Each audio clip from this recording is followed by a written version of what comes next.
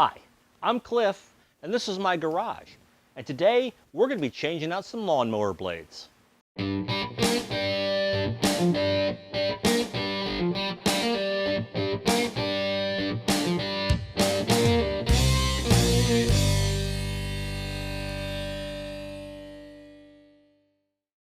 Although I'm demonstrating a blade change on one particular mower, the principles and techniques would apply to just about any lawnmower. Hey, welcome back to the garage. And if this is your first time joining me, thanks for dropping by.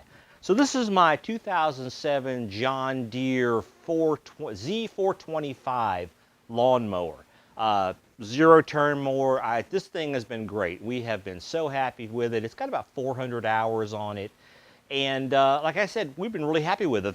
It's been a beast for us. No problems at all, except for its tendency to leave little paths of grass that are uncut, especially when it's turning a little bit. And it has to do with the way the blades are aligned. Basically, one blade is, the center blade's a little bit in front of the others. They're tucked in just a bit so that they overlap. But when you're turning, it changes the angle of attack, and it has a tendency to leave little strips. And it gets much worse if the blades are worn, even just a little bit. So I've gotten in the habit of just changing the blades every year, maybe even twice a year. So I've got the lawnmower up on my automotive lift. This makes it so much easier to work on. And I understand if you don't have one of these, you can just lift the mower up with a regular automotive jack and put a couple jack stands under it. You only really need to do the front end. It makes it so much easier to get to the blades. And just make sure you use jack stands. Be safe. You don't want this thing falling on your head. You can also just remove the deck. That's a little more complicated, but if you're having a really hard time getting the blades off, that's the route to go. In my case, I can just pick it up, get to it real easy. It's also helpful to have some sort of an impact wrench because the bolts holding the blades on tend to get really jammed. The rotation of the blade causes a constant tightening motion on the bolts, which is the way it should be. But they do tend to get jammed pretty tight. So either like an impact drill or a regular impact wrench, a pneumatic one, can come in real handy. If you don't have that, then get a long breaker bar kind of thing for your socket and lots of WD-40 or PB blaster. So let's get started.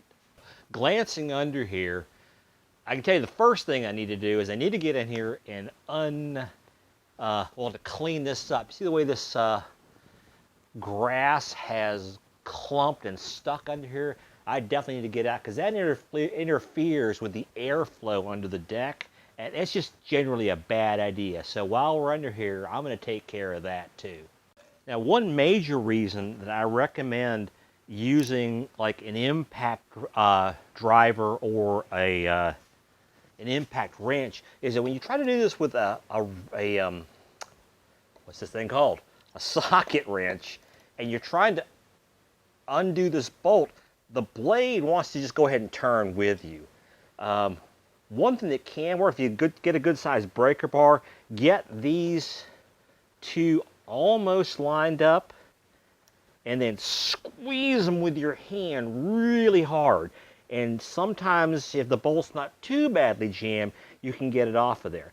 But for the most part, what you're going to have to do is get a much longer breaker bar or wrench than this, and then get a piece of wood jammed in here so that you can get and keep this blade from moving.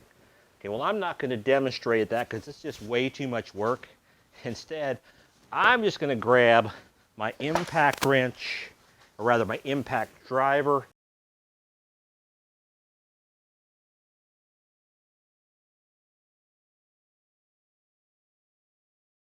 and we're just going to take this off hopefully pretty easily. Let's see. Yeah, let's put it on loosen. That works better. Come on. There we go. So much easier than a wrench. So let me just show you something real quick here. Look at the difference between the old blade and the new blade. First of all, the old blade look at how much metal it's lost in just one season of use. But the big thing I want you to see is the difference in length. Look how much longer the new blade is. That's not because of wear. That's the difference between a genuine John Deere blade and an inexpensive replacement blade. Just a bit, I don't know if it's a attempt to cut just a little bit of cost, or just they make one generic length blade and say, okay, yeah, it fits these 350 different models, not quite correctly, but it does fit them. In this case, this is a John Deere blade engineered specifically for this mower, and that little bit of difference in length is, I think, a big factor in it leaving those tiny little uncut strips of grass. So yeah, last year I cheaped out. I bought the inexpensive blades. Really didn't think about it until just this moment. But yeah, the uncut grass problem has been worse than ever in this last year with these new blades. And I think I just found the culprit.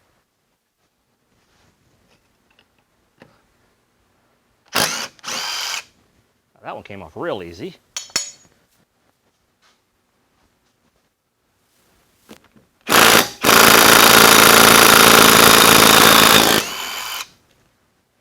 All right, so let's get rid of some of this junk under here. I got myself a couple of different size scrapers, and this is probably going to be a screaming mess.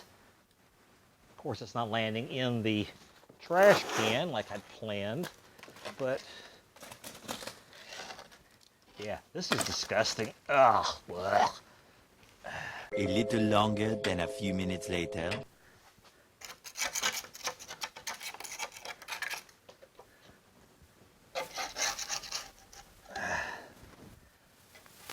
Well, it's not perfect, but that is a vast improvement over what it was.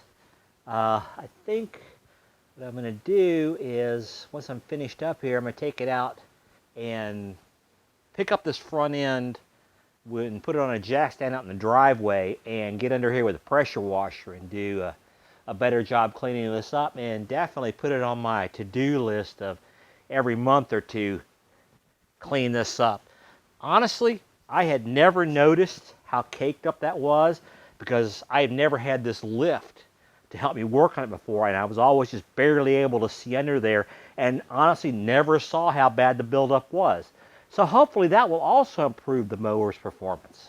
Okay, so let's put our blades back on. Make sure you get the blade turned the right way. When it's in position, the sharp leading edge is going to be down. Not even sure this would fit the other way, and it sure wouldn't. So, but still, maybe on your mower it'll be different. Make sure that leading edge is down. You see there's a little like protrusion here that the hole fits onto, and then the bolt and washer go on to hold it. And tighten it. Hit it with your, let's see, make sure it's on tighten. Yeah, there we go. All right. Looks good. We'll get the other two. All right, there we go. Whole set of brand new blades. Sure does look pretty. I took the mower out for a spin, did some test cutting. Cuts beautifully.